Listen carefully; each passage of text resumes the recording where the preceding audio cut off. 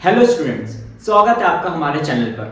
आज हम CBSE class 11 political science के चैप्टर नंबर फर्स्ट का सेकंड पार्ट करने वाले हैं। इससे पहले हम ऑलरेडी इसका फर्स्ट पार्ट कर चुके हैं, जिसमें हमने दो टॉपिक्स को कवर किया था। जिसमें हमारा जो पहला टॉपिक था वो था कि जो संविधान है वो होता क्या है, और जो हमने दूसरा टॉपिक देखा था वो देखा था कि हमें संविधान की जरूरत क्यों है। आज हम इसका थर्ड टॉपिक करने वाले हैं, लेकिन अब आज का टॉपिक करने से पहले अगर आपने इससे पहले वाली वीडियो नहीं देखी है तो आप उसको देख लो, ताकि आपको समझ में आ जाए कि भाई हम कर क्या रहे हैं, एक रिलेशन बना पाओ आप। ठीक है, आपको समझ में आ जाएगा। आज की क्लास में हम इस चैप्टर के नेक्स्ट टॉपिक को कवर करने वाले हैं, जिसका नाम है भारतीय संविधान का निर्माण।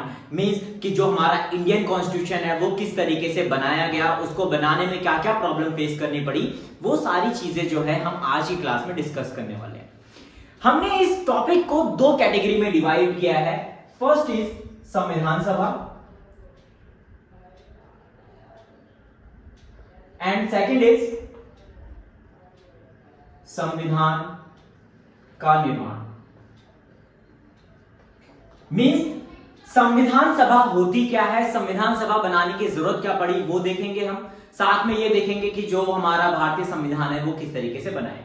तो शुरू करते हैं इसके पहले टॉपिक के साथ, जिसका नाम है संविधान सभा। मींस संविधान सभा होती क्या है, हमें इसे बनाने की जरूरत क्यों पड़ी। ओके, तो समझते हैं। देखो, आजादी से पहले ही हमारे जितने भी नेता थे उन्होंने ये डिसाइड किया था कि जो हमारा भारत होगा वो एक लोकतांत्रिक देश होगा, एक डेमोक्रेटिक कंट्री होगा। लेकिन इस डेमोक्रेटिक कंट्री को चलाएगा कौन? इस डेमोक्रेटिक कंट्री को चलाएगा संविधान। मींस जो हमारा देश होगा वो किसके अनुसार चलेगा? वो चलेगा संविधान के अनुसार।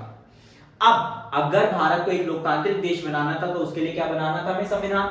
लेकिन क्वेश्चन ये आ गया अब हमारे नेताओं के सामने कि भाई ये संविधान बनाएगा कौन, क्योंकि ये संविधान पूरे देश को चलाने वाला था। तो हम रोड साइड किसी को भी उठा के संविधान बनाने के लिए तो नहीं बोल सकते थे ना कि भाई आप आओ और संविधान बनाओ। क्यों? क्योंकि ये संविधान पूरे देश को चलाने वाला है। ठीक है, अगर उसमें जरा सी भी कोई गलती हो गई तो कहीं ना कहीं उसका खामियाजा पूरे देश को भुगतना पड़ेगा। इसलिए संविधान बनाने से पहले यह जरूरी था कि ऐसे लोगों को चुना जाए जो वास्तव में संविधान बनाने के लायक होंगे। इसलिए हमारे नेताओं के सामने एक बड़ा प्रश्न चिन्ह आ गया कि भाई संविधान कौन बनाएगा। तो सभी ने मिलकर डिसाइड किया कि हम एक ऐसी सभा का निर्माण करेंगे, हम एक ऐसी असेंबली का निर्माण करेंगे जो संविधान बनाएगी। मींस हम ऐसे लोगों को चुनेंगे जो समझदार होंगे, जो बुद्धिमान होंगे, जो संविधान बनाने के लायक होंगे। और उसको नाम क्या दिया उन्होंने? उसको नाम दिया उन्होंने संविधान सभा। मींस संविधान सभा क्या है? संविधान सभा ऐसे लोगों का एक ग्रुप था, ऐसे लोगों का एक जो है असेंबली थी, जो एट द एंड उसका काम था संविधान का निर्माण करना। तो समझ में आ गया संविधान सभा क्या थी और क्यों बनाई गई संविधान सभा, वो भी आपको समझ में आ गया होगा। अब हमें अगर संविधान को बनाना है तो उसके लिए सबसे पहले क्या बनाना पड़ेगा? संविधान सभा, क्योंकि यही संविधान सभा आगे जाके संविधान को बनाने वाली है। तो हमारे नेताओं ने क्या किया, जो हमारे जितने भी नेता थे उन्होंने ब्रिटिश गवर्नमेंट से डिमांड करनी शुरू की कि हमें हेल्प की जाए ताकि हम संविधान सभा बना सके, क्योंकि यही संविधान सभा जो है आगे आगे संविधान बनाएगी। तो 1946 की स्टार्टिंग में ही ब्रिटिश गवर्नमेंट ने इंडिया को हेल्प करने के लिए, संविधान सभा बनाने के लिए कैबिनेट मिशन को इंडिया में भेज दिया। कैबिनेट मिशन, तो ये भी आपसे एक मार्क का क्वेश्चन पूछा जा सकता है पेपर में कि भाई कैबिनेट मिशन क्या था और कब आया। तो कैबिनेट मिशन जो था वो संविधान सभा बनाने के लिए, इंडिया को हेल्प करने के लिए इंडिया में आया था, ताकि वो सजेस्ट कर सके इंडिया के लोगों को कि वो किस तरीके से संविधान सभा बना सकेगी। ओके, इतना समझ में आ गया। तो भाई जब कैबिनेट मिशन आया तो कैबिनेट मिशन ने सारे सिनेरियो को देखा अच्छे से और उसके बाद अपने कुछ सजेशन दिए, उसने कुछ विचार दिए, जिसके अकॉर्डिंग ही हमारा संविधान सभा बना। तो अब क्वेश्चन ये आता है कि जो भाई कैबिनेट मिशन है, कैबिनेट मिशन ने ऐसे क्या सजेशन दिए थे जिसके अकॉर्डिंग जो है हमारा संविधान सभा बना है। तो आइए देखेंगे हम कि कैबिनेट मिशन प्लान क्या था, कैबिनेट मिशन योजना क्या थी जिसके अकॉर्डिंग हमारी संविधान सभा बनी है। ठीक है, लेकिन कैबिनेट मिशन प्लान को समझने से पहले आप एक बार इस मैप को देख लीजिए। ये आजादी के टाइम का मैप है, जिस समय पाकिस्तान और बांग्लादेश दोनों भारत का हिस्सा थे। उस समय पूरा जो भारत था वो 565 रियासतों में बटा हुआ था। ठीक है, 565 रियासतों में बटा हुआ था। इसको हम रजवाड़े भी बोल सकते हैं। लेकिन ये 565 जो रजवाड़े थे, ठीक है, रियासतें थी, इन सभी पर ब्रिटिश हुकूमत नहीं थी। इसमें से लगभग 70 से 75% हिस्से तक ही जो था वो ब्रिटिश एरिया था, ठीक है। ब्रिटिश हुकूमत जो थी वो 70 से 75% हिस्से पे थी। बाकी जो हिस्सा था उस पे राजा महाराजाओं का शासन था, ठीक है। जो राजा थे उनका शासन था। जो राजाओं का शासन था उनको हम बोलते हैं देसी रियासतें, देसी रियासतें। और जो ब्रिटिश गवर्नमेंट के अंडर में जो एरिया थे उनको हम बोलते हैं प्रांत। इंग्लिश में हम इसको बोलते हैं प्रोविंसेस, ठीक है। अब ये क्यों बता रहा हूं वो तुम्हें आगे समझ में आ जाएगा जब हम देखेंगे कि cabinet mission plan means cabinet mission योजना क्या थी, ठीक है। आइए आप मूव करते हैं हम कैबिनेट मिशन प्लान पे कि कैबिनेट मिशन प्लान क्या था, मींस कैबिनेट मिशन योजना क्या थी। कैबिनेट मिशन प्लान क्या था? कैबिनेट मिशन जब इंडिया आया तो उसने संविधान सभा को बनाने के लिए कुछ सजेशंस दिए। उन्हीं सजेशंस को हम कैबिनेट मिशन प्लान या कैबिनेट मिशन योजना के नाम से जानते हैं। अब उसने इस योजना में क्या क्या सजेशंस दिए हम उसको देख लेते हैं एक एक करके। देखो पहले हम सारे पॉइंट्स लिख लेंगे, उसके बाद हम डिटेल में उसको समझेंगे एक एक पॉइंट को। देखो उसने सबसे पहला जो सजेशन दिया वो क्या दिया कि जो संविधान सभा में कुल सदस्य होंगे वो होंगे 389, जिसमें से 296 जो होंगे वो ब्रिटिश एरिया के होंगे, ठीक है। और 96 जो होंगे, सॉरी 93 जो होंगे वो राजा महाराजा मतलब देसी रियासतों के होंगे, ठीक है, देसी रियासतों के होंगे। इतना समझ में आया।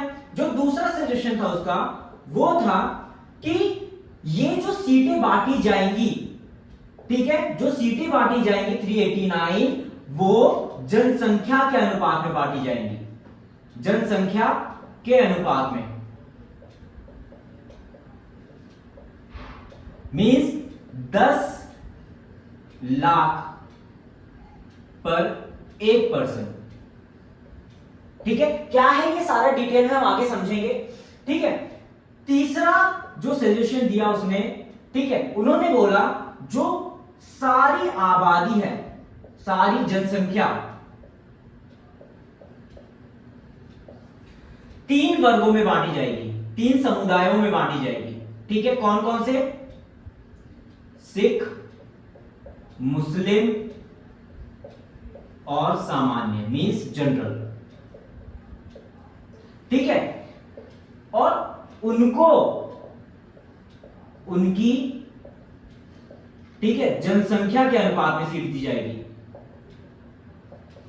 अब जो चौथा सजेशन दिया उन्होंने, ठीक है, उन्होंने बोला कि जो ब्रिटिश एरिया है, ठीक है, ब्रिटिश प्रांत, ठीक है, इनका जो चुनाव होगा, ठीक है, ब्रिटिश एरिया प्रांत का जो चुनाव होगा वो समानुपातिक प्रणाली के द्वारा होगा,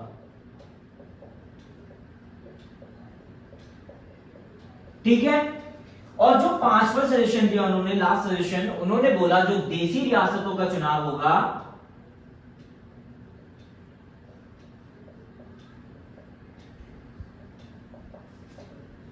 ठीक है वो राजाओं की मर्जी के अनुसार होगा,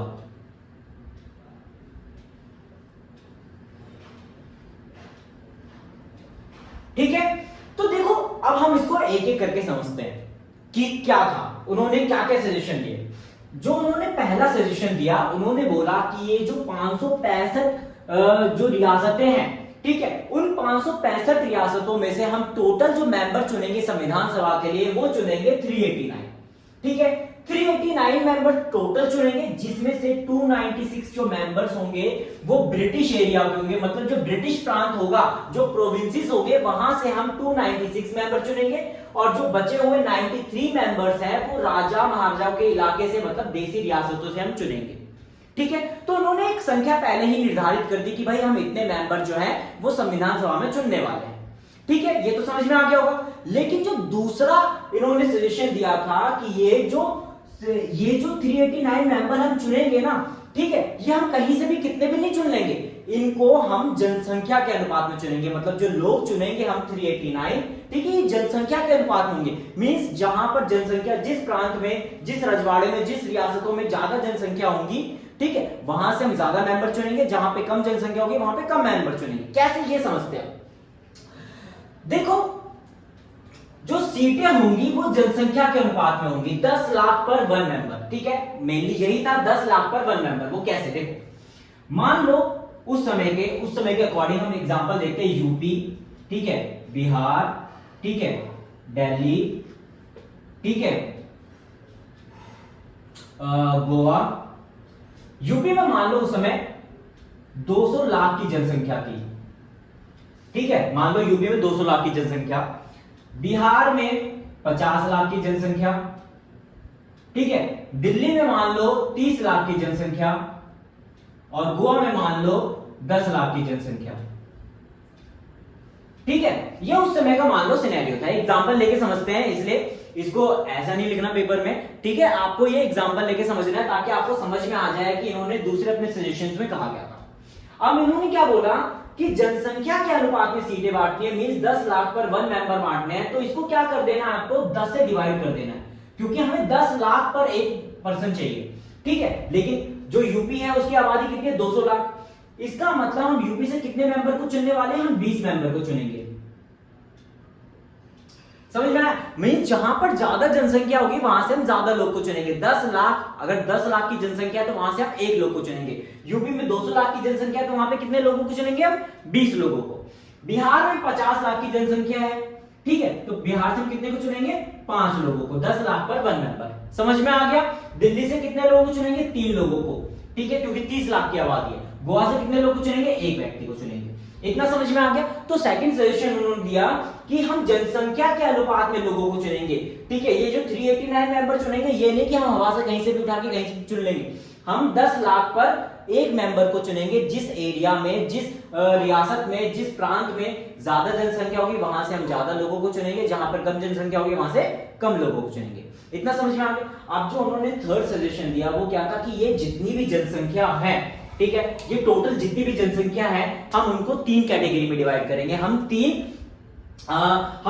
जो है वर्गों में डिवाइड कर देंगे इसको। कौन कौन से 3 वर्ग? सिख वर्ग, मुस्लिम वर्ग और सामान्य वर्ग। देखो, सिख वर्ग और मुस्लिम वर्ग तो आपको समझ में आ गया होगा, लेकिन सामान्य वर्ग मींस जो हिंदू, क्रिश्चियन वगैरह ये जो भी कम्युनिटी के लोग होंगे वो सारे के सारे सामान्य में आ जाएंगे। समझ में आया? तो पहले तो हम क्या करेंगे, पूरी जनसंख्या को 3 कम्युनिटी में डिवाइड करेंगे और उनको उनकी जनसंख्या के अनुपात में सीट देंगे। देखो, इसको भी हम एग्जांपल के थ्रू समझते हैं तो आपको अच्छे से समझ में आ जाएगा।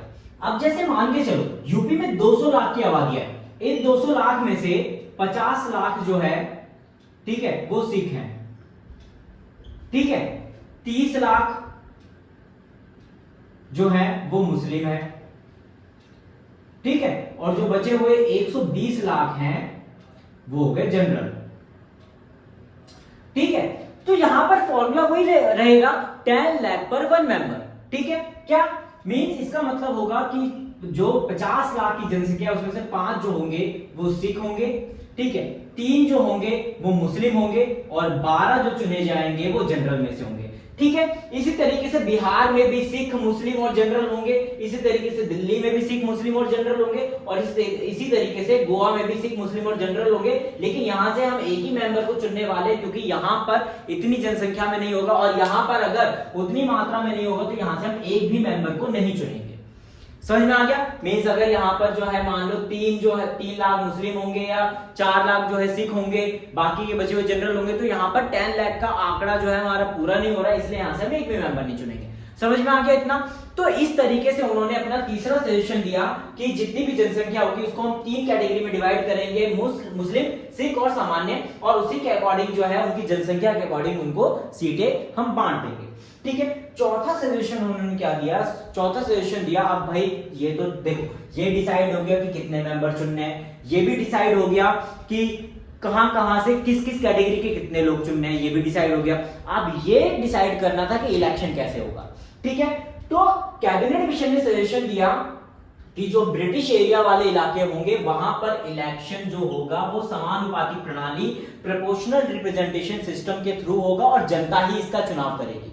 ठीक है, वहां पे जो उसकी प्रोविजनल प्रोविंसेस असेंबली जो होती है, वहां पे जो उसका प्रांतीय असेंबली होगी, वहीं पर इनके इलेक्शन होंगे और जनता वोट डालने के लिए जाएगी। ठीक है, किस सिस्टम के थ्रू होगा? समानुपातिक प्रणाली के द्वारा होगा। समझ में आ गया? लेकिन उन्होंने जो पांचवें सजेशन दिया, उन्होंने बोला कि जो देसी रियासतों के चुनाव होंगे वो समानुपातिक प्रणाली के आधार पर होंगे या किस आधार पर होंगे, वो वहां की राजा खुद डिसाइड करेंगे कि किस तरीके से वो इलेक्शन करवाना चाहेंगे। ठीक है, तो इन्होंने ये जो 5 सजेशन दिए, इन्हीं 5 सजेशन के अकॉर्डिंग हमारी संविधान सभा, ठीक है, बनाई गई थी। समझ में आ गया? तो आपको ये समझ में आ गया होगा कि कैबिनेट मिशन प्लान क्या था, कैबिनेट मिशन प्लान ने क्या क्या सजेशन दिए और उसके अकॉर्डिंग जो है हमारी संविधान सभा बनाई गई है। ठीक है, अब जब देखो संविधान सभा तो बन गई, अब संविधान सभा का काम क्या होगा? अब संविधान सभा का काम होगा संविधान को बनाना। ठीक है, तो आइए अब देखते हैं कि भाई संविधान सभा ने किस तरीके से संविधान को बनाया। ठीक है, देखो अब संविधान सभा तो बन गई। अब संविधान सभा के बनने के बाद जो है उसने अपना काम शुरू कर दिया। कैसे? 9 दिसंबर 1946 को संविधान सभा की पहली बैठक हुई, पहली बैठक। ठीक है, और इस बैठक में जो सबसे इंपॉर्टेंट काम हुआ, उसने अपना एक टेम्परेरी हेड चुना जिसका नाम था सच्चिदानंद सिन्हा। ठीक है, क्यों इनको ही क्यों चुना गया टेम्परेरी हेड के रूप में? क्योंकि ये जो थे संविधान सभा में सबसे वरिष्ठ व्यक्ति थे, उस समय सबसे एजेड पर्सन थे, इसलिए इनको एक टेम्परेरी हेड के रूप में चुना गया।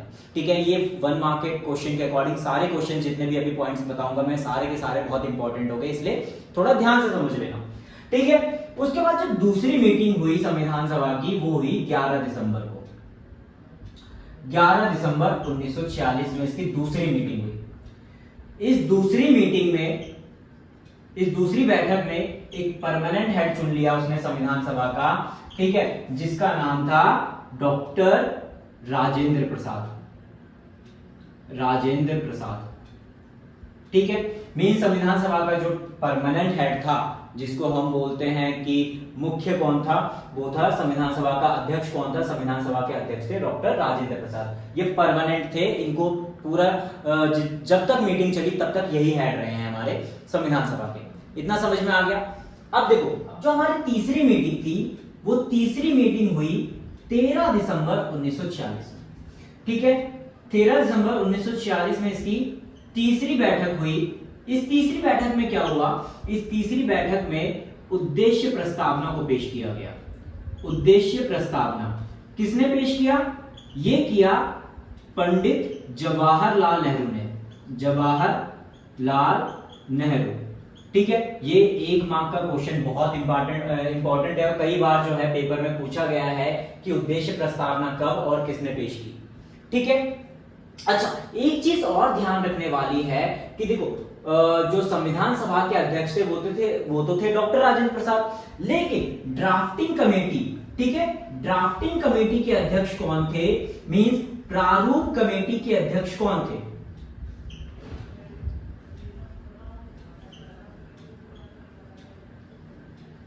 प्रारूप कमेटी के अध्यक्ष कौन थे? ड्राफ्टिंग कमेटी के हेड थे डॉक्टर भीमराव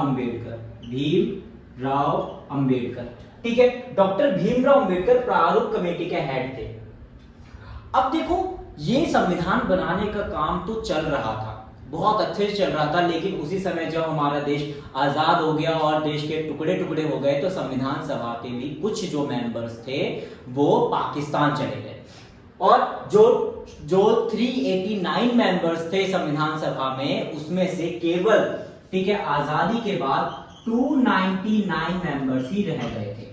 ठीक है, 299 मेंबर्स ही रह गए थे, मतलब हमारा जो संविधान था वो 299 मेंबर्स ने ही मिलकर बनाया। ठीक है, अब देखो इसमें जो टोटल मीटिंग्स हुई हैं, ठीक है,